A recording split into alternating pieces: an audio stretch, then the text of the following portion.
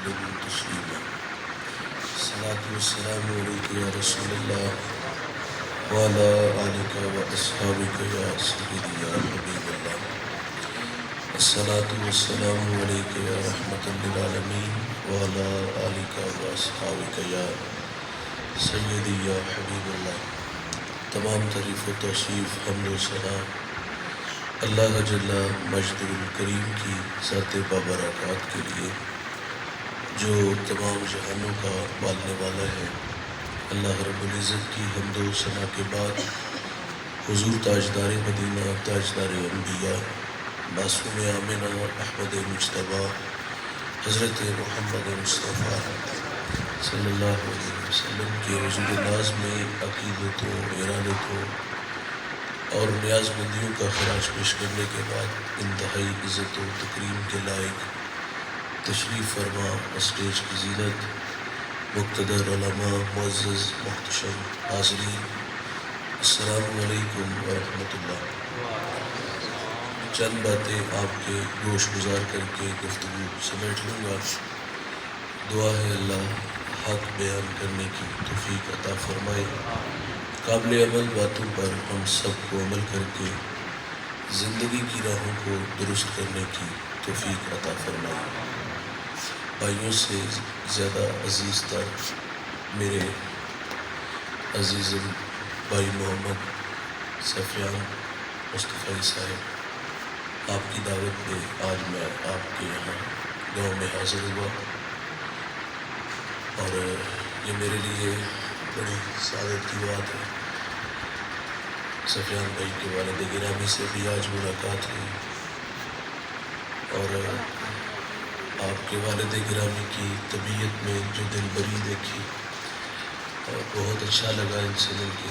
اللہ تعالیٰ ان کی عمر دراز فرمائے، اس خاندان کو اللہ تعالیٰ دنیا آخرت کی عزتوں سے مالا مال فرمائے۔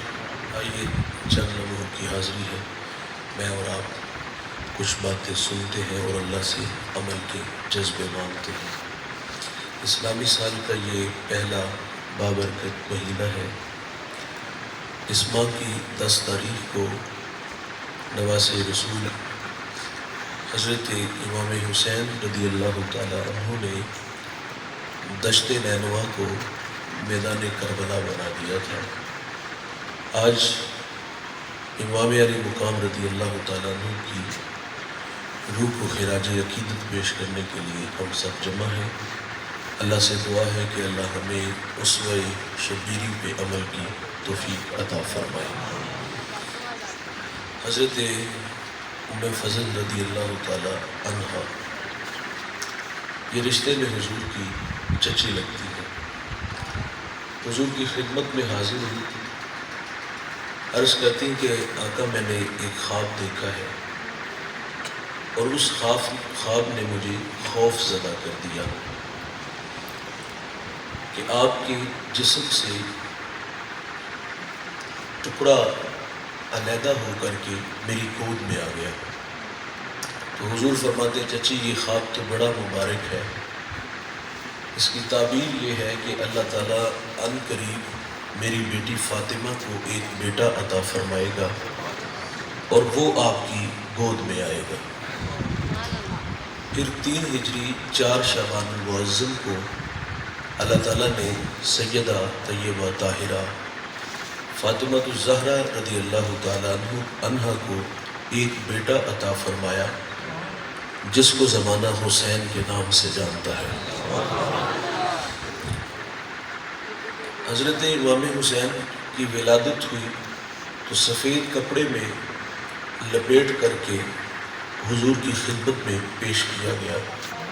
حضور نے دائیں کان میں اذان پڑھی، بائیں میں اقامت کہی اور اپنا لباب حضور حسین کے منہ میں رکھ دیا۔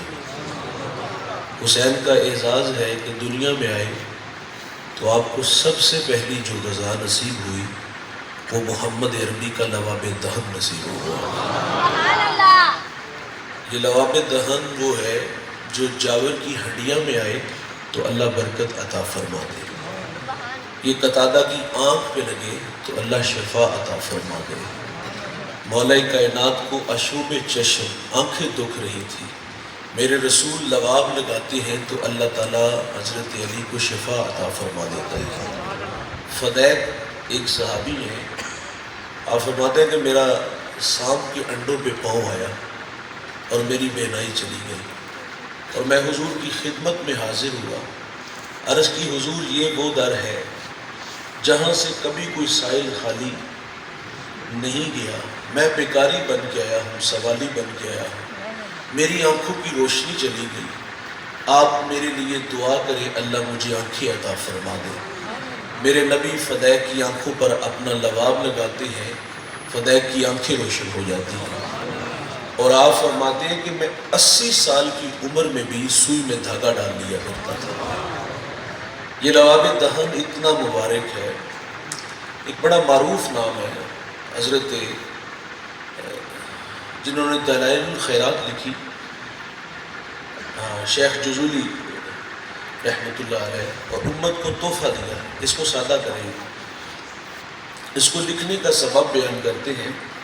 آپ فرماتے ہیں میں شہر سوس کے قریب سے گزرا اور میری نماز ظہر کا وقت تنگ پڑ گیا، ایک کنواں نظر آیا لیکن وہاں سے پانی نکالنے کے لیے ہمارے پاس ڈور رسی نہیں تھی، قریب ایک 8-9 سالہ بکریاں چرا رہی تھی، میں نے اس بچی کو کہا بیٹا اپنے گاؤں سے ہمیں ڈور رسی لا دو۔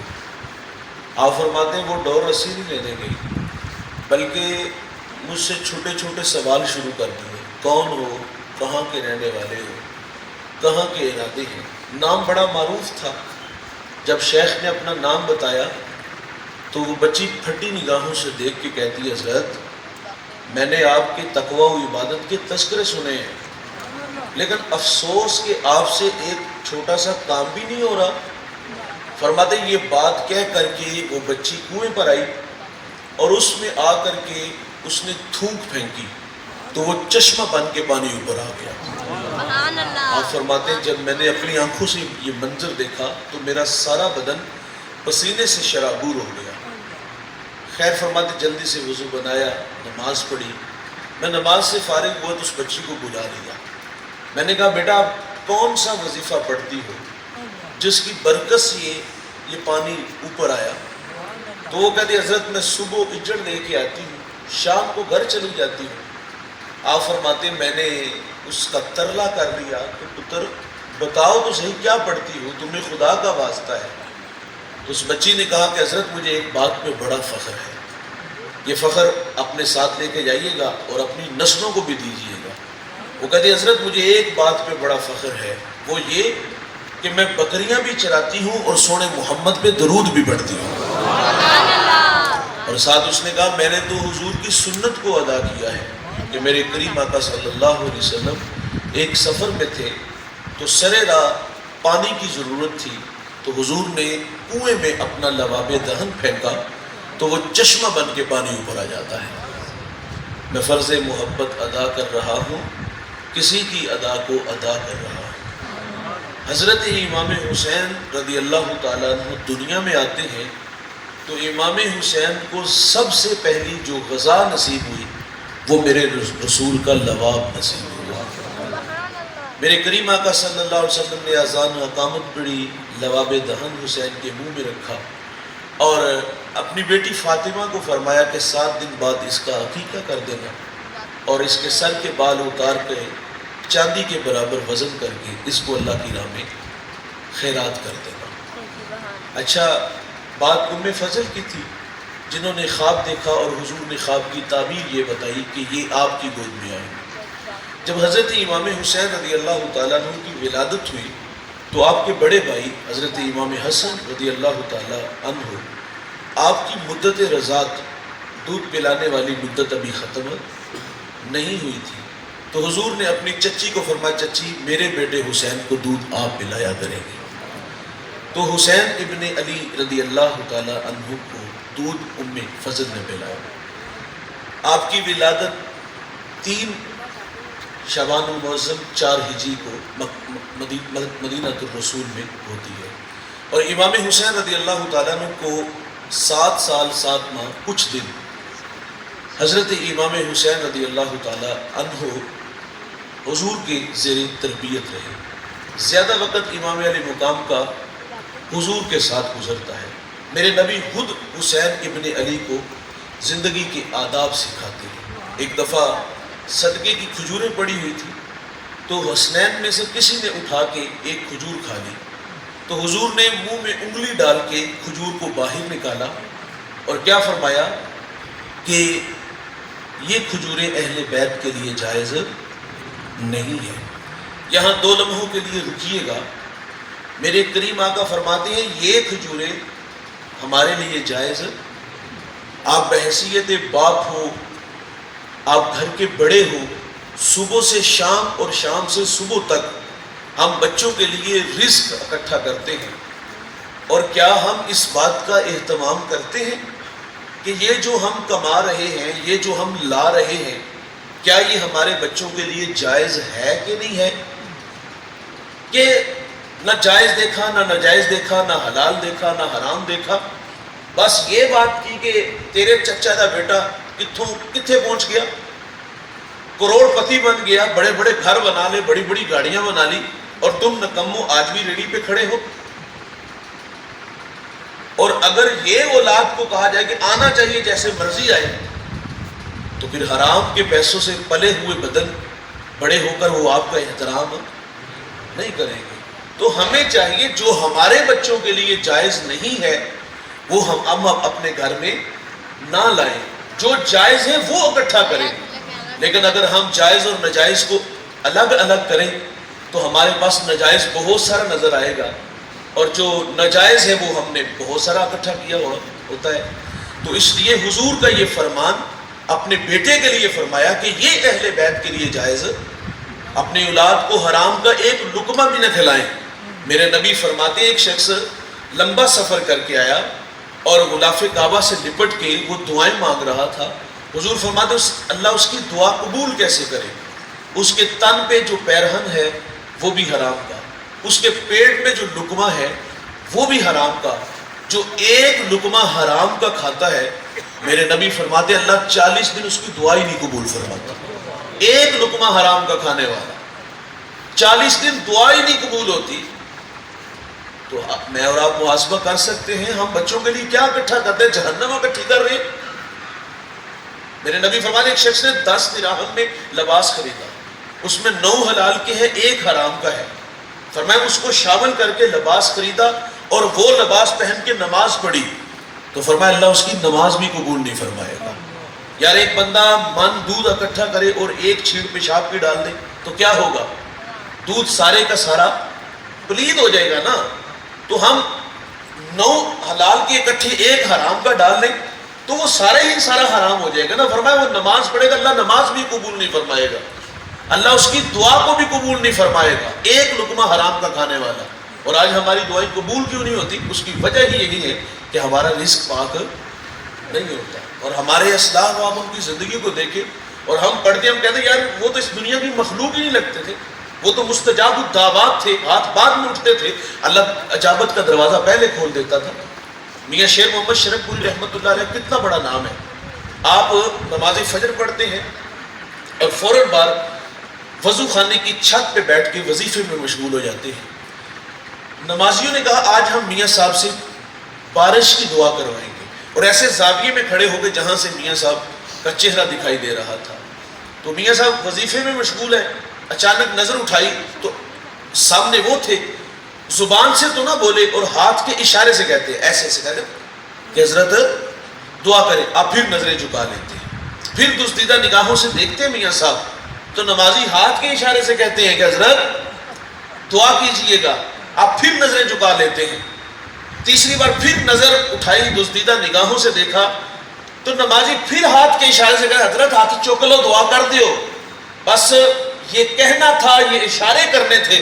میاں صاحب موج میں آ گئے, آسمان کی طرف دیکھا اور اوپر دیکھ کر کہتے ربا ہن پاوی دے. بھائی جان صرف اتنا کہنا تھا کہ چھم چھم می برسنا شروع ہو گیا.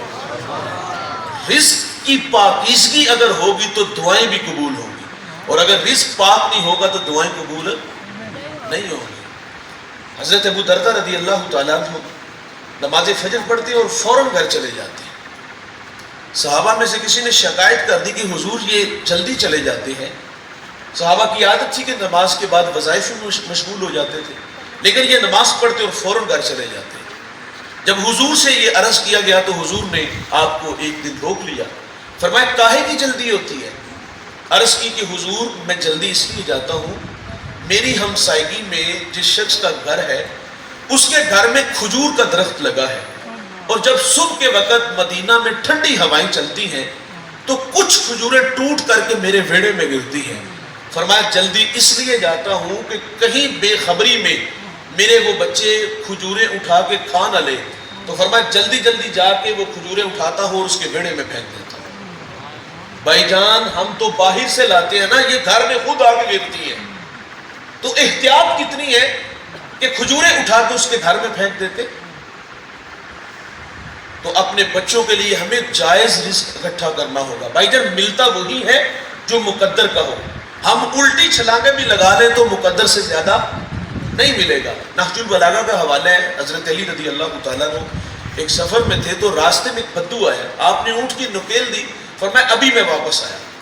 آپ گئے اور واپس آئے تو حادثہ یہ ہوا کہ اس بدو نے زیادتی یہ کی کہ وہ اونٹ کی نکیل چوری کر کے خود دوڑ گیا.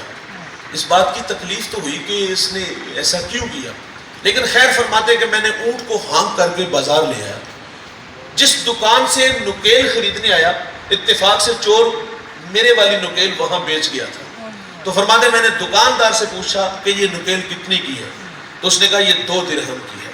حضرت علی رضی اللہ تعالیٰ عنہ آسمان کی طرف منہ کرتے ہیں اور عرض کرتے ہیں اللہ گواہ رہنا، جب میں بدو کو اونٹ دے کے گیا تھا تو یہ نیت کر کے گیا تھا کہ اس کو واپس آ کے 2 درہم دوں گا، لیکن اس نے صبر نہیں کیا، حلال رزق کو چھوڑ کر حرام کو اختیار کر لیا.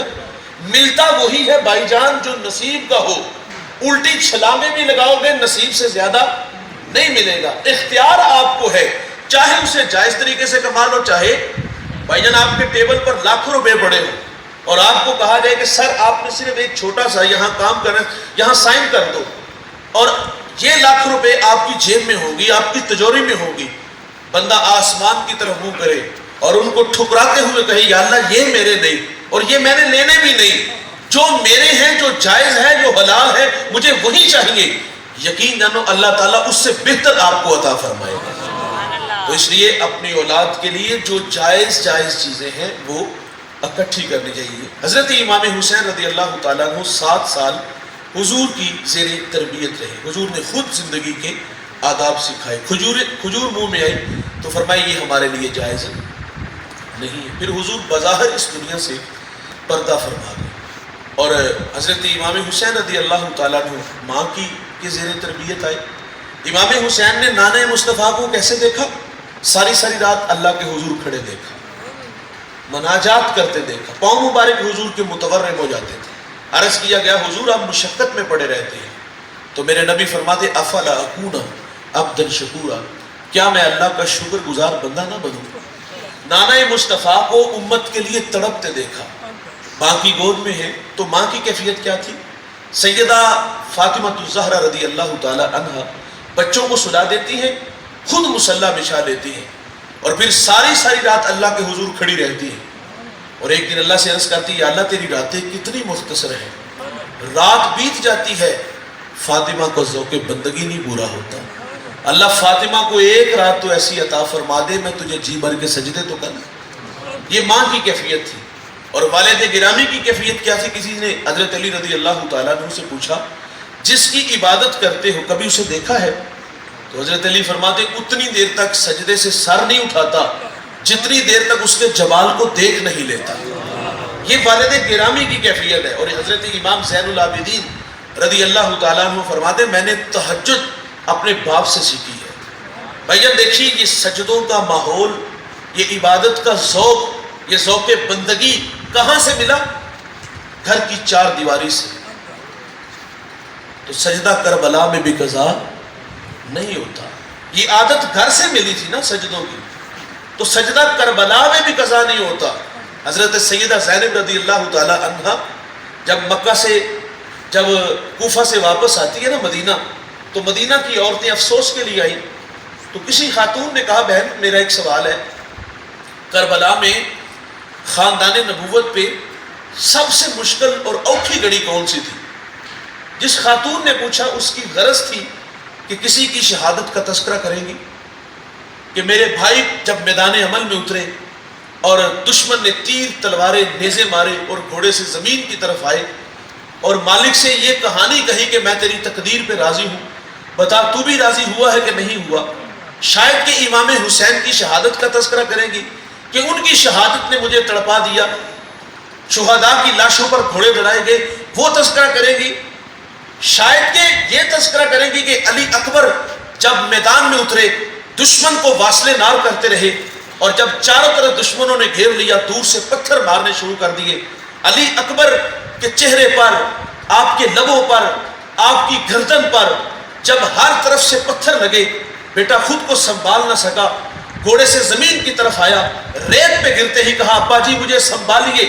اور راوی کہتا ہے اس وقت امام کی عمر 56 سال 5 ماہ 5 دن تھی اور آپ کی داڑھی اور سر کے بالوں میں ایک بال بھی سفید نہیں تھا. کربلا کی مٹی پہ جب بیٹا علی اکبر گرتا ہے اور بیٹا آواز دے کے کہتا ہے ابا مجھے سنبھالیے، امام اپنے بیٹے کو وہاں سے اٹھا کر خیمے تک لاتے ہیں تو آپ کی داڑھی اور سر کے سارے بال سفید ہو جاتے ہیں. کیا حضرت زینب نے یہ کہانی سنائی کہ جب بیٹے کی لاش اٹھا کر میرا بھائی خیمے تک آیا تو بوڑھا ہو گیا، ساری داڑھی اور سر کے سارے بال سفید ہو گئے، مجھے علی اکبر کی شہادت نے تڑپا دیا؟ کیا زینب نے یہ کہانی سنائی کہ جب 6 ماہ کا ننھا علی اصغر میدان میں لے جایا گیا اور اس کے حلق میں تیر پہ وسط ہوا اور اس کے جسم سے جو خون نکلا، حسین اس خون کو چلو میں لے کے فضا میں اڑا کے کہتے ہیں اے اللہ حسین کی یہ ننھی قربانی بھی قبول فرما لے. کیا اس مدینے کی خاتون کو حضرت زینب نے یہ کہانی سنائی مجھے علی اصغر کی شہادت نے تڑپا دیا؟ کیا یہ کہانی سنائی کہ ننھا قاسم 9 سال کی عمر میں چھوٹی سی تلوار لے کے میدان میں اترتا ہے اور تھوڑی دیر بعد شہادت کا جوڑا پہن کے آ جاتا ہے؟ حسین اس بچے کو اٹھا کے خیمے تک لا کے کہتے اللہ حسین کا یہ پتر بھی قبول فرما لے. کیا آپ نے یہ کہانی سنائی کہ مجھے قاسم کی شہادت نے تڑپا دیا؟ کیا عباس کے کٹے ہوئے بازوؤں کا تذکرہ کیا کہ مجھے عباس کی شہادت نے تڑپا دیا، مجھے علی اکبر کی شہادت نے، علی اصغر کی شہادت نے، ان کی شہادت نے تڑپا دیا؟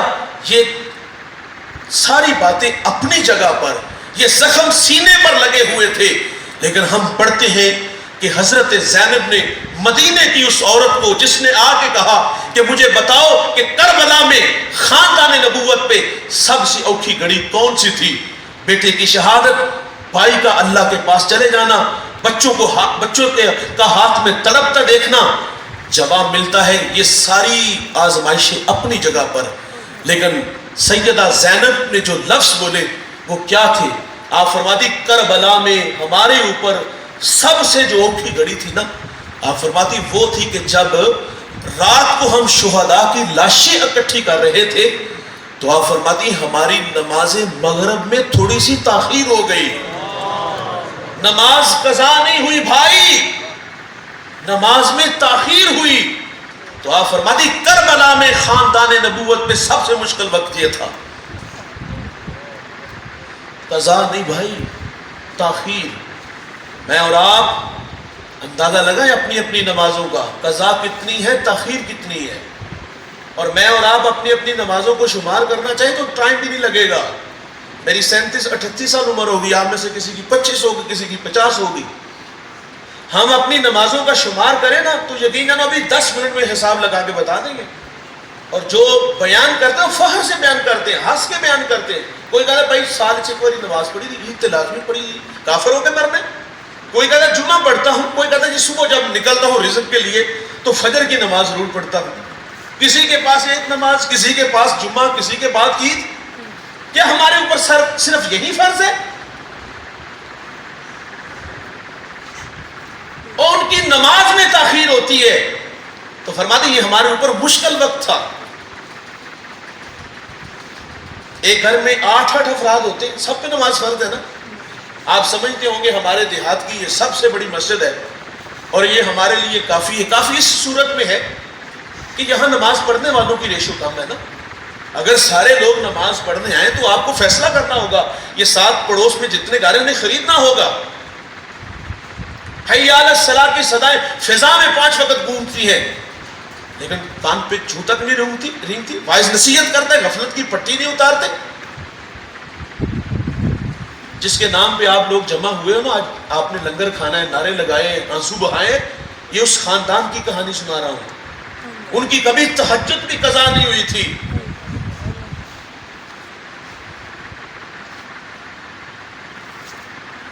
اللہ اکبر۔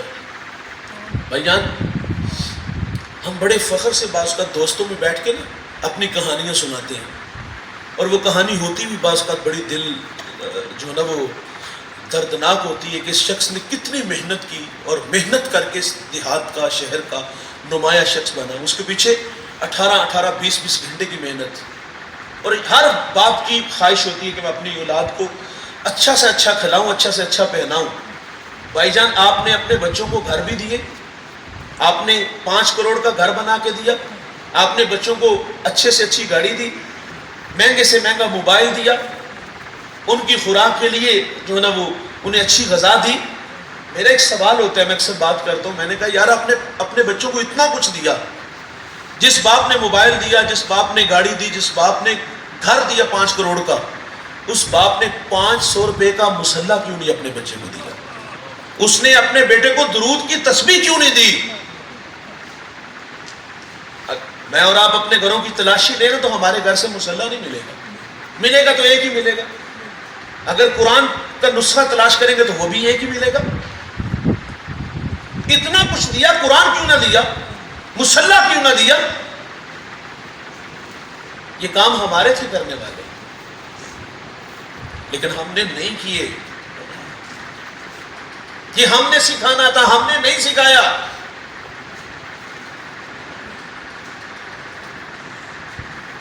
انتہائی معذرت سے یہ رویے ہیں تلخ۔ سجدے گھر سے ملتے ہیں، گفتار نہیں کردار بڑا ہوتا ہے۔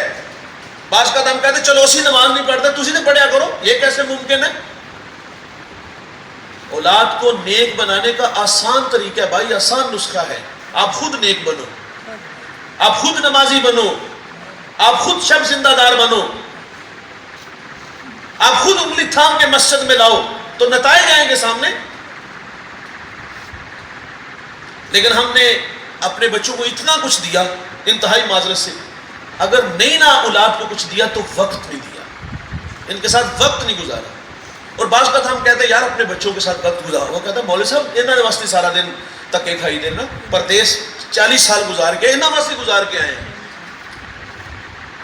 جس دولت کے لیے دولت کماتے رہے وہ تو آپ کے ہاتھ سے نکل گئی۔ وقت تو انہیں دینا چاہیے تھا نا۔ مجھے بتائیے گا اس کائنات میں حضور سے زیادہ بھی کوئی مصروف شخصیت ہوگی؟ میرے نبی صلی اللہ علیہ وسلم نے اپنی زندگی کو 4 حصوں میں تقسیم کیا تھا۔ ایک وقت اللہ کے لیے تھا، اس میں مخلوق نہیں تھی۔ ایک وقت مخلوق کے لیے تھا، دکھیوں کے کام آتے تھے، بیواؤں کے کام آتے تھے۔ اور تیسرا وقت اپنی ذات کے لیے تھا۔ کسی نے سیدہ عائشہ سے پوچھا کہ حضور جب گھر تشریف لاتے ہیں تو حضور کے کیا معمولات ہوتے ہیں؟ پوچھنے والے کی غرض تھی کہ وہ تذکرہ کریں گی کہ حضور تسبیح و تحلیل، ذکر و اذکار میں مشغول ہوں گے۔ تو سیدہ نے فرمایا حضور گھر آتے ہیں تو اپنے جوتوں کو پیوند بھی لگا لیتے ہیں، بکری کا دودھ بھی دو لیتے ہیں، اپنے کپڑوں کو پیوند بھی لگا لیتے ہیں، اپنا کام خود کرنے کا مزاج۔ اور تیسرا حضور نے ایک وقت اپنے بچوں کے لیے رکھا تھا، اپنے گھر والوں کے لیے رکھا تھا۔ تو یہ نتیجہ ہے نا، جب گھر والوں کو وقت دیا تو سیدہ کیا کہتی یا اللہ ایک رات دے دے میں تجھے جی بھر کے سجدے تو کر لوں۔ سیدہ نے بابا کو سجدوں میں دیکھا تھا، اور حضرت امام حسین نے 7 سال حضور کو تڑپتے دیکھا۔ حضور نے حضرت امام حسین نے اپنی ماں کو سجدوں میں دیکھا تھا۔ بیٹی زینب کربلا کی کہانی سناتے ہوئے کہتی ہیں کہ ہمارے اوپر مشکل گھڑی یہ تھی کہ ہم سے ہماری جو ہے نماز مغرب میں تاخیر ہوئی جب شہداء کی لاشیں کٹی کر رہے تھے۔ تو یہ کہاں سے سجدے ملے؟ یہ گھر سے ملے، یہ گھر کے ماحول سے ملتے ہیں۔ آپ اپنی اولاد کے ساتھ وقت گزارنا شروع کر دو، جس طرح کے چاہو گے آپ ان سے نتائج لے لو گے۔ اور میں ویسے یہ بات تو اکثر کیا کرتا ہوں، میں کہتا ہوں یار 2 گھنٹے جو نیند سے پہلے آپ کے پاس ہوتے ہیں نا، موبائل کو گولی مارو، یقین جانو ہمارے بچے ہم سے تقاضا کرتے کہ ابا جی ہمارے ساتھ وقت گزارو، ہمارے ساتھ باتیں کرو، لیکن ہم منہ پہ تھپڑ مار دیتے ہیں، دھکا دیتے ہیں کہ چلو سو جاؤ۔ وہ وقت اتنا اہم تھا کہ ہم اپنے بچوں کو دیتے، لیکن ہم نے وہ 2 گھنٹے موبائل کو گولی مارو یار سرانے کے نیچے دباؤ۔ اور میں اور آپ جس دور سے گزر رہے ہیں یہ فتنوں کا دور ہے، اس طرف بھی توجہ دلاؤں گا، یہ فتنوں کا دور ہے۔ کراچی سے، یہ اسلام آباد سے کراچی تک آپ نے پچھلے سال اور اس موسم میں بھی لوگوں کی اتنی لمبی لمبی زبانیں دیکھی ہیں۔ صحابہ پہ تبرے نہیں بولتے، ابو بکر کو گالیاں نہیں دیتے، حضرت عمر فاروق کو گالیاں نہیں دیتے۔ کیا آپ لوگوں نے سنا نہیں کہ 6 صحابہ کے علاوہ سب جہنمی تھے، مفاد پرست تھے، حق غصب کیا گیا؟ کیا صحابہ کے گستاخ آپ لوگوں نے نہیں دیکھے؟ مجھے اپنی عمر سے اس لیے نفرت ہے کہ اس کا نام عمر ہے۔ ایک بدبخت کہتا ہے کہ ابو بکر کا نام لینے سے زبان گندی ہوتی ہے۔ ہم کہتے ہیں 2 گھنٹے جو نیند سے پہلے ہیں اپنے بچوں کو صحابہ کا پیار بھی سکھاؤ، صحابہ کی سیرت سکھاؤ، اہل بیت کا پیار سکھاؤ۔ اپنے بچوں کو بتاؤ کہ بیٹا ان کے ماں بہن نفرت نہیں تھی، دیواریں نہیں تھی، دیواریں تو ان بدبختوں نے کھڑی کی تھی، یہ تو آپس میں بے پناہ پیار کرنے والے تھے۔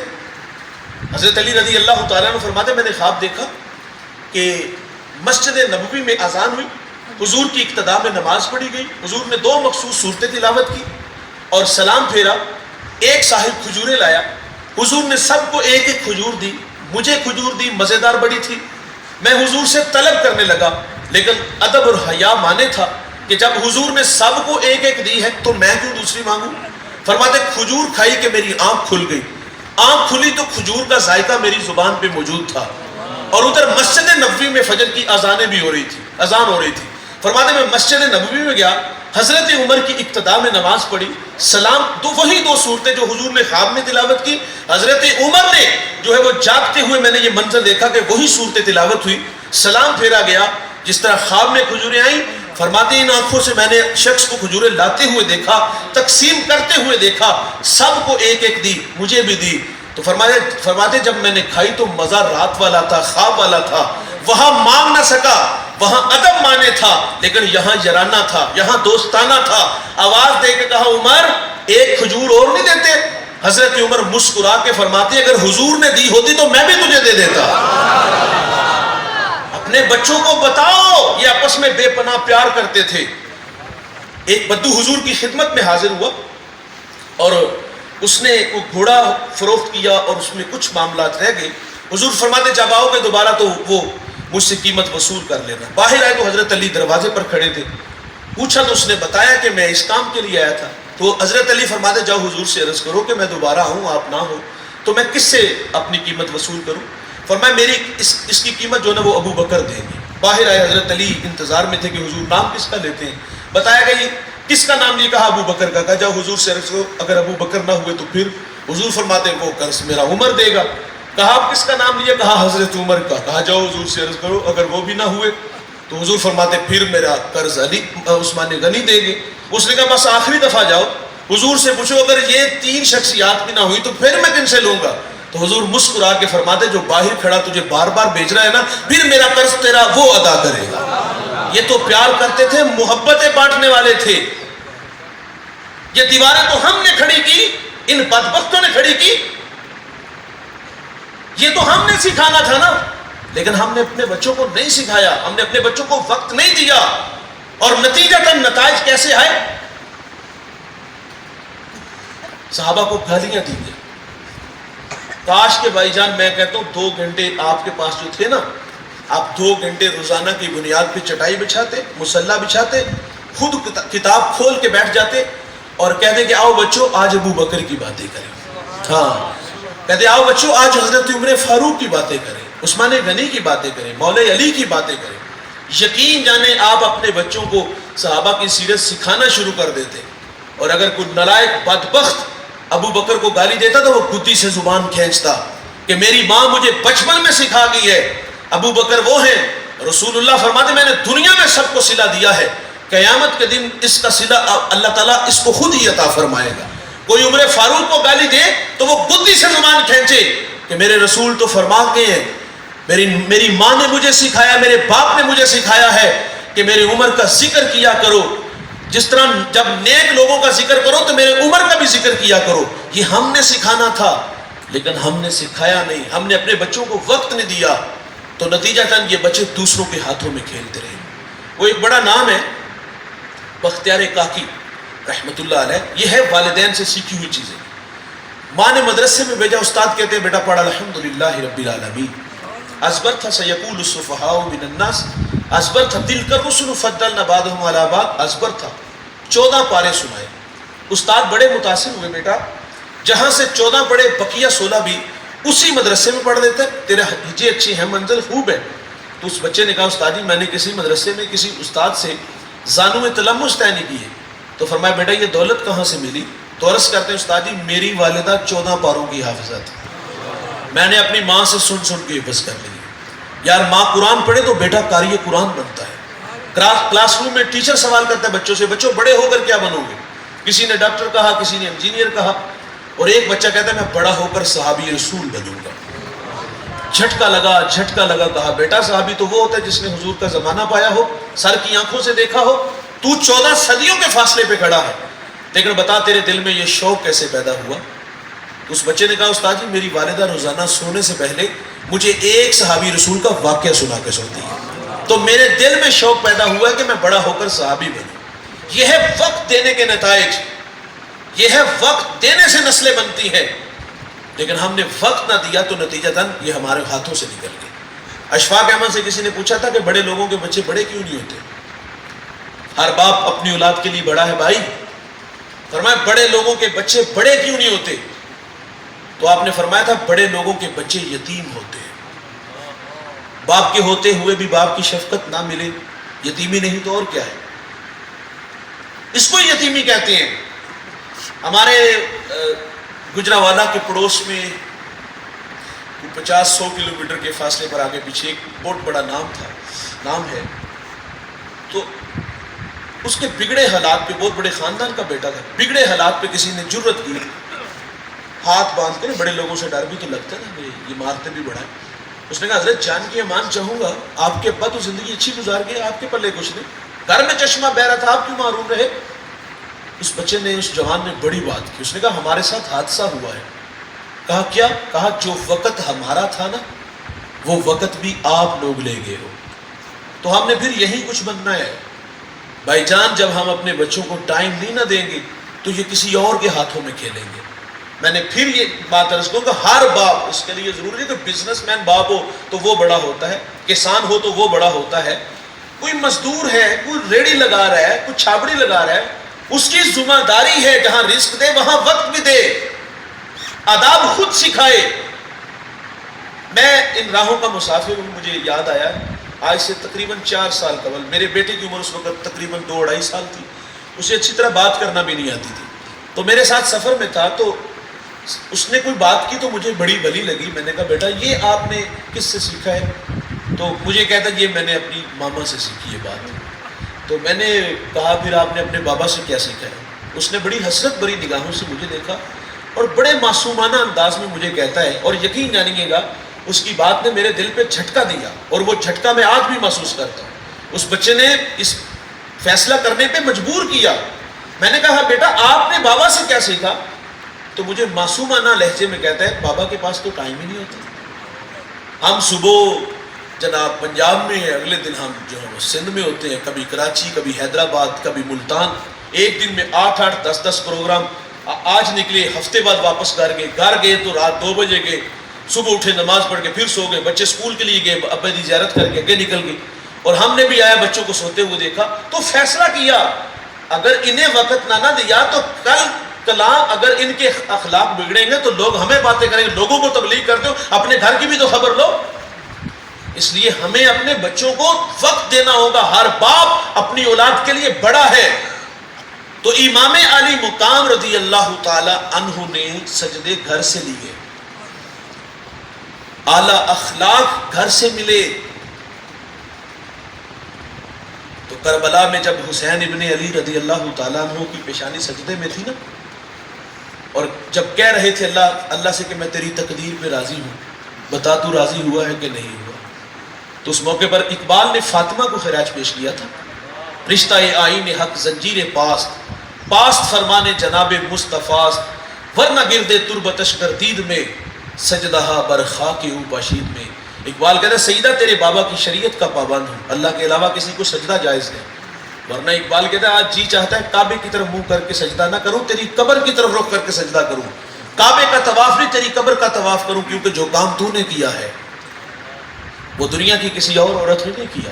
نبی کے گھر کی عزت نبی سے سنتے ہیں، علی کے گھر کی عظمت علی سے سنتے ہیں، وہ جس نے معزز کیا گھرانے کو، حسین پال کے دیا جس نے زمانے کو۔ یہ ماں کا کردار نسلیں بناتا ہے۔ نیپولین یا ہٹلر کہتا ہے اچھی مائیں دو میں تمہیں اچھی قوم دوں گا، یہ گھر کا ماحول سکھاتا ہے۔ بات کو آگے بڑھاتے ہیں، امام حسین گھر کے ماحول سے سجدے لیتے ہیں، اعلیٰ اخلاق کے مالک بنتے ہیں۔ حضور سے امام حسین کی جو محبتیں تھیں وہ بڑی دیدنی تھی۔ حضور امام حسین کی زبان کو اس طرح چوستے جس طرح کھجور چوسی جاتی ہے۔ حضور کبھی کندھوں پہ سوار کر لیتے ہیں، حضور سجدے میں جاتے ہیں، امام پشت پہ آتے ہیں تو حضور اپنی تسبیحات کو بڑھا دیتے ہیں۔ حضرت حذیفہ یہ حضور کے رازدان ہیں، حضور جو کان میں بات کہتے حذیفہ کے کان میں کہتے۔ ایک دن ماں سے اجازت مانگی کہ حضور سے ملاقات کرنی ہے اور وعدہ کیا کہ آپ کے لیے مغفرت کی دعا کراؤں گا۔ حضور نماز پڑھ کے گھر کی طرف چل دیے تو یہ بھی پیچھے پیچھے ہو رہی ہے کہ میں تو اس مقصد کے لیے آیا تھا۔ قدموں کی آہٹ سنی تو حضور فرماتے کون؟ پھر خود فرمایا حذیفہ ہے؟ قال نام، جی حذیفہ ہے۔ فرمایا اللہ تجھے بخشے، تیری ماں کو بخشے، تجھے مجھ سے کیا کام ہے؟ آئے کس لیے تھے؟ ماں کی بخشش کی دعا کے لیے۔ پھر حضور فرماتے میرے پاس فرشتہ آیا ہے، اس نے پیغام دیا ہے کہ آپ کی بیٹی فاطمہ جنتی عورتوں کی سردار ہے اور آپ کے نواسے حسن و حسین جنتی جوانوں کے سردار ہیں۔ حضور دعا کرتے تھے اللہ میں ان سے پیار کرتا ہوں، تو بھی ان سے پیار کر، جو ان سے پیار کرے اللہ تو ان سے پیار کرنا۔ ان سے محبت کا جو تعلق تھا بڑا کمال کا تھا۔ حضور ایک دفعہ فاطمہ الزہرا کے گھر کے قریب سے گزرے کہ حسنین کے رونے کی آواز آئی تو حضور فرماتے فاطمہ ان کے رونے سے میں محمد کے دل کو تکلیف ہوتی، انہیں رونے نہ دیا کرو۔ یہ تھا محبت کا تعلق۔ اور امام حسین رضی اللہ تعالیٰ عنہ کے کچھ اور پہلوؤں پہ ہم بات کریں گے۔ امام حسین رضی اللہ تعالیٰ عنہ سخی بڑے تھے۔ سخاوت کہاں سے آئی تھی؟ یہ سخیوں کا گھرانہ تھا نا۔ حضور پہ ساری زندگی زکوٰۃ فرض نہیں ہوئی، کیوں؟ کیونکہ حضور کے پاس جو بھی ہوتا تھا وہ اللہ کی راہ میں خیرات کر دیتے۔ یہ سخاوت امام علی مقام رضی اللہ تعالیٰ عنہ نے اپنے نانا مصطفیٰ صلی اللہ علیہ وسلم سے سیکھی تھی۔ حضرت اسامہ بیمار ہو گئے اور آپ ان کی تیمارداری کے لیے گئے تو آپ فرماتے ہائے افسوس، موت سر پہ کھڑی ہے اور میرے اوپر جو ہے وہ قرض کا ایک پہاڑ ہے۔ حضرت امام حسین گھر گئے، 60,000 دینار، سر دینار سونے کا سکہ ہوتا ہے اور وہ سونے کا سکہ تقریباً 1 تولے کا تو ہوگا، اور آج کل تولے کا ریٹ کیا ہے؟ تقریباً 1 لاکھ اور کچھ ہزار ہے۔ سر 60,000 دینار کو اب آج کے دور میں اگر اکٹھا کرو نا، شمار کرو تو وہ 6 ارب کے قریب روپیہ بنتا ہے۔ امام حسین حضرت اسامہ کہتے ہیں میرے سر پر قرض ہے، 60,000 دینار لا کے اسامہ کو پیش کر دیتے، کہا اپنا قرض ادا کر لو۔ آپ نماز میں کھڑے ہیں اور باہر کسی نے دست سوال دراز کیا، نماز کو مختصر کیا، خادم کو کہا گھر میں کچھ ہے، کہا حضور اہل بیت کے لیے 200 درہم بڑھائے اور انہی کے لیے، کہا ہماری خیر صلاح ہے، سخیوں کے گھرانے، سخیوں کے گھر آئے خالی ہاتھ نہیں جانا چاہیے، یہ 200 درہم میں سے ہی دے دو۔ یہ ہے ان کی خدمت کرنے کا مزاج، جو ہوتا خیرات کر دیتے۔ آج تو یتیموں سے بھی، بیواؤں سے بھی، جو ہے مسکینوں سے بھی چھین لیا جاتا ہے اور اپنی کوٹھیاں بنگلے بنائے جاتے ہیں۔ انتہائی معذرت سے آج تو ماحول یہ ہے نا، نہ یتیم کو چھوڑا نہ بیوہ کو چھوڑا۔ ہم نے تو اپنے بڑوں سے سیکھا کہ نذرانہ یہ ہوتا ہے کہ امیروں سے لو اور ایسے غریب خوددار تلاش کرو جو اپنی عزت نفس کو مجروح نہیں ہونے دیتے، وہ دولت ان غرباء میں تقسیم کرو۔ لیکن ہم نے سب سے لوٹنا شروع کر دیا۔ وہ اقبال کہ ہاں ایک پیر صاحب آئے ہوئے تھے، ان کے دوست تھے، مرید بھی اسی محلے کا تھا۔ مرید کو پتہ چلا میرے شیخ یہاں آئے ہیں، ملاقات کے لیے گیا، اس نے کہا حضرت دعا کرو، 100 روپے کا مقروض ہوں، میری بیٹیاں بھی جوان ہیں۔ ہاتھ اٹھا کے دعا کی، منہ پہ پھیرا، مرید بھولا بالا تھا، اس نے جیب سے 10 روپے نکالے اور کہا حضرت قبول کرو۔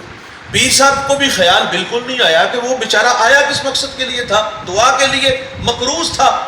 انہوں نے پکڑے اور جیب میں ڈال لیے۔ اقبال سے نہ رہا گیا، اقبال نے کہا واہ پیر جی تہاڈی دعا دا مزہ ہی آ گیا۔ وہ آیا تھا 90 کا مقروض تھا، آپ کے ہاتھ اٹھے تو وہ 100 کا مقروض ہو گیا۔ وہاں اقبال نے کہا تھا کہ ہم کو تو میسر نہیں مٹی کا دیا بھی، اور گھر پیر کا بجلی کے چراغوں سے ہے روشن. نذرانہ نہیں سود ہے پیران حرم کا, ہر خرقہ سالوس کے اندر ہے مہاجن. شہری ہو دیہاتی ہو مسلمان ہے سادہ, بتوں کی طرح پوجتے ہیں کعبے کا برہمن. اور میراث میں آئی ہیں نے مسند ارشاد, زاغوں کے تصرف میں عقابوں کا نشے من. اقبال کہتے ہیں جہاں کبھی شہین بیٹھتے تھے نا, آج کل کفے راج کر رہے ہیں. گم باذن اللہ جو کہہ سکتے تھے رخصت ہوئے, رہ گئے قبروں پہ مجاور اور گھور کن. اب تو لوٹ مار والے لوگ آ گئے. حسین ابن علی کی خدمت میں بارگاہ میں لوگ سوال کرنے آتے ہیں, جھولی پھیلاتے ہیں تو خالی نہیں جانے دیتے. کسی کو 60,000 دینار دے دیے, کسی کو اپنے گھر کا جو خرچ تھا 200 درہم تھا وہ پیش کر دیتے ہیں. لیکن آج یہاں سے بھی آ جائے ادھر سے بھی آ جائے, اور جو نذرانہ نہ دے اس کو دودکار دیا جائے. میرے ایک ملنے والے دوست ہیں, وہ کہتے ہیں بڑی مشکل سے ایک جگہ دل میں آ کے فیصلہ کیا کہ یہاں دل دے دو, کیونکہ دل اسے دینا چاہیے جو دل بر ہو. جو دل بر نہ ہو اسے دل نہیں دے. یہ کائنات بڑی ہے, اس کو جب کسی کو اپنا مانو تو پہلے اچھی طرح دیکھ لو, اگر وہ قابل ہو تو ہاتھوں میں ہاتھ دینے چاہیے. وہ کہتے ہیں میں بیعت کے بعد لائن میں کھڑا ہو کے لوگ ملاقات کر کے مسافہ کر کے جا رہے تھے, ساتھ نذرانہ بھی پیش کر رہے تھے. کہتے ہیں مجھ سے 2 آدمی آگے, ایک بوڑھا تھا, اس کے ہاتھ میں پیسے نہیں تھے, آنکھوں میں آنسو تھے. اس نے قریب جا کے کہا حضرت میرے گھر میں 1 ہفتہ ہے کچھ نہیں بنا, تو آپ کسی کو کہہ کے مجھے آٹا دلوا دیں. بھائی جان یہاں تو کسی کو کہہ دیتے, یا انتہائی شائستہ طبیعت سے آرام محبت سے کہتے کہ یہاں کوئی ایسا ماحول نہیں, لیکن چلے کچھ کرتے ہیں, کسی طریقے سے ٹال دیتے. اگر حوصلہ نہیں پڑ رہا تھا خود دینے کا یا کسی کو کہنے کا. وہ کہتے میں نے دیکھا کہ انہوں نے کہا کہ میں اتنے چکی لا کے بیٹھا, 500 آدمی کھڑوں گے, بابی نو باہر کٹو. وہ کہتے میں اسی صف سے باہر نکل گیا کہ تجھ سے زیادہ حقدار یہ بوڑھا ہے. یہ ہے نبی کے نواسے کی شان کہ سخاوت کا مزاج جو ہوتا اس کو اللہ کی راہ میں خیرات کر دیتے. اور ایک اور بات کو یہیں سمیٹ لیتے ہیں. امام حسین رضی اللہ تعالیٰ عنہ جہاں سخی تھے وہاں آپ کی اخلاق کتنے اعلیٰ تھے, اور یہ اخلاق آپ نے اپنے نانا مصطفیٰ سے سیکھے تھے. آپ سفر میں تھے تو سر راہ کچھ مسکین بیٹھ کے کھانا کھا رہے تھے. انہوں نے جب امام کو گزرتے دیکھا تو کہا حضرت آپ ہمارے مہمان نہیں بن جاتے. سواری سے اترے, وہیں بیٹھ کے ان کے ساتھ کھانا کھانا شروع کر دیا. تو فرمایا کبھی مجھے بھی خدمت کا موقع دینا. اور ہم تو سٹیٹس کا خیال رکھتے ہیں, ماڑا بندہ ترلے کرتا رہ جاتا ہے, اس کو ٹال مٹول. اور امیر آئے تو اسے کہا کہ آپ کسی کے ہم پیغام ہی بھیج دیتے, ہم خود ہی آ جاتے.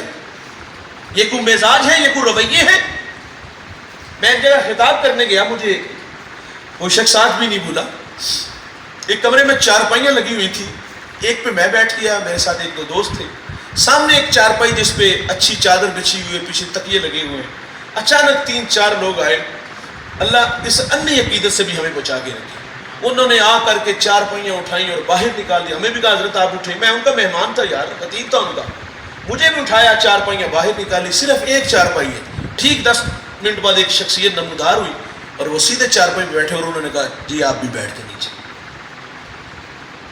اپنے برابر بیٹھنے بھی نہیں دیتے.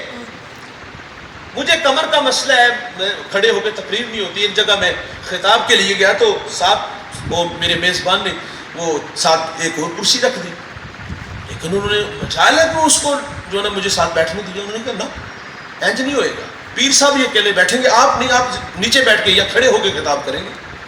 فرض کرو پیر صاحب بیٹھے ہوئے زمین پہ, تو مرید کہاں جائیں؟ اور ٹویا کٹ کے زمین ہی دفن ہو جائیں. کیسی رونت ہے, کیسا تکبر ہے یار. گردنوں میں سریے نہیں گارڈر آ گئے ہیں, اتنی رونق, اتنا تکبر. حسین ابن علی نانا مصطفیٰ سے تربیت پانے والے مسکین کہتے ہیں کہ حضرت ہمارے ساتھ بیٹھ کے کھانا نہیں کھاتے.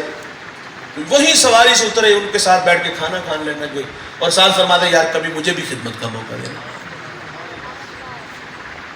یہ ہے امام حسین کی شخصیت, سخی اعلیٰ, اور ان کے اخلاق اعلیٰ, اور نانا مصطفیٰ سے بے پناہ محبت کے جو جذبات تھے وہ بھی اعلیٰ.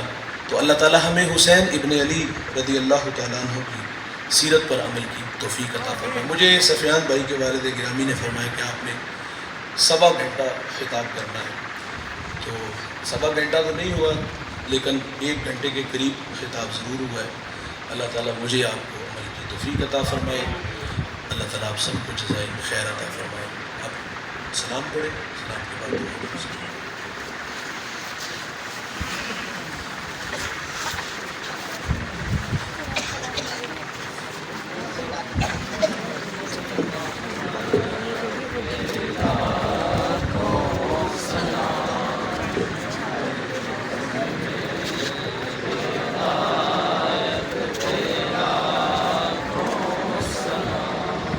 صبا مصطفیٰ سے کہہ دینا غم کے مارے سلام کہتے ہیں، یاد کرتے